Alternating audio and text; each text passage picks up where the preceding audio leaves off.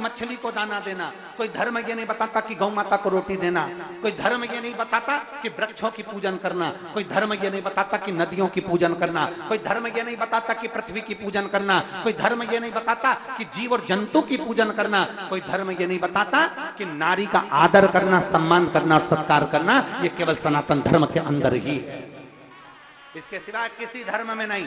सनातन धर्म एक ऐसा धर्म है जिसके अंतर्गत सबका सम्मान करना बताया गया। और हमने शिव महापुराण में पहले भी कथा में कहा था, दो चीजें हमें शिव पुराण में से लेना है, एक भगवान का भजन, कथा, नाम, स्मरण, और दूसरा दूसरे का, बोलो पहले दिन की कथा याद है आपको, दूसरे का सम्मान, दूसरे का आदर, सत्कार, ये हमें लेना है। पार्वती जी मां भगवान कार्तिकेय से कहती, कार्तिकेय जाओ तारकासुर का संहार करो, पर इतना याद रखना कि उसके हृदय में चोट ना पहुंचे, उसके हृदय में ठेस ना पहुंचे, इतना ध्यान रखिए। शब्द बोलो, वाणी बोलो, पर शब्द ऐसा बोलना कि किसी के हृदय को ठेस। वो कहते हैं ना, वाणी ऐसी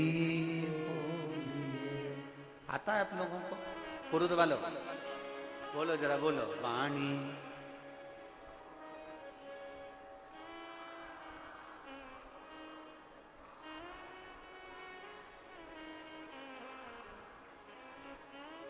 बस कितनी सुंदर बात पुरुद के लोगों को आती है, सबको आती है।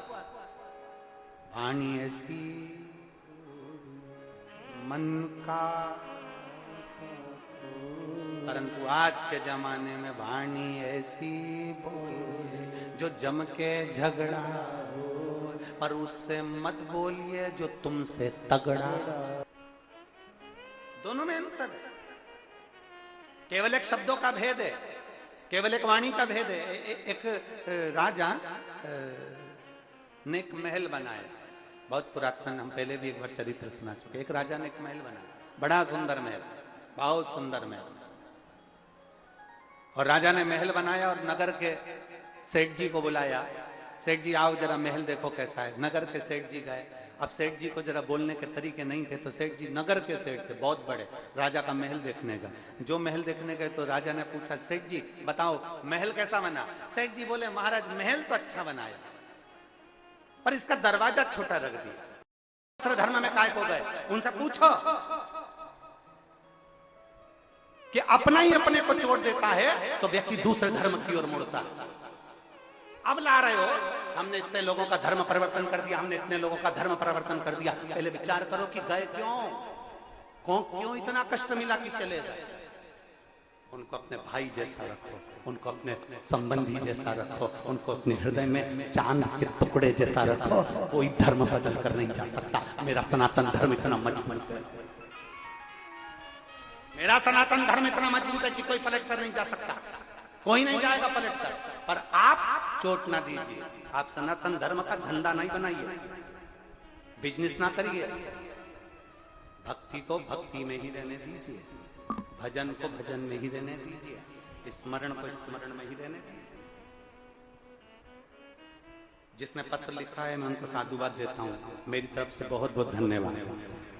और हमारी वाणी को कुरुद के पत्रकार जनमानस तक पहुंचा रहे हैं। अगर यहाँ पत्रकार बैठे हों तो मेरा निवेदन है, अभ्यास पीठ पर बेलपत्र लेने के लिए अब भी कीजिए। अगर पत्रकार बैठे हैं तो आ जाओ, हमारी वाणी को आपने जनमानस तक पहुंचाया। आओ पत्रकार, आ जाओ, आ जाओ, आओ, साधुता है आप।